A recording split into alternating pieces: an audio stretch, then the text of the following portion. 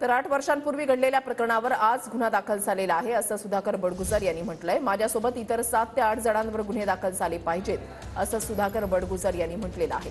हेतुपुरस्पर गुन्हे दाखल करण्यात आलेले आहेत अशी टीका देखील बडगुजर यांनी केली आहे। तर अडगाव पोलीस ठाण्यामध्ये बडगुजरांसह त्यांच्या सहकाऱ्यांवर गुन्हा दाखल करण्यात आलेला आहे। नाशिक पोलिसांकडून सुधाकर बडगुजर यांच्या आरोपांवर हे उत्तर देण्यात आलं।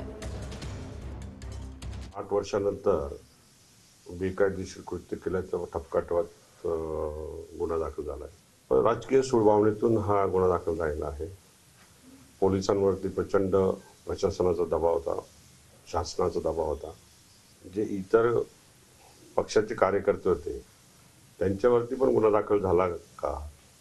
माझा एक 5-10 मिनिटाचा रोल मी गेलो, इतर जे आहेत 20 ते 22 लोक त्यांच्यावर पण गुन्हा दाखल होणं गरजेचं आहे। आम्ही केलं ते पाप आणि त्यांनी केलं ते पुण्य।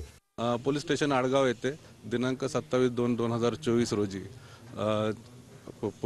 जी चौकशी सुरू होती व्हिडिओ क्लिप व्हायरल झाल्याची, त्या संबंधाने पोलीस स्टेशनला आरोपी सुधाकर बडगुजर व इतर यांच्याविरुद्ध गुन्हा दाखल झाला असून सदर गुन्ह्याचा तपास सुरू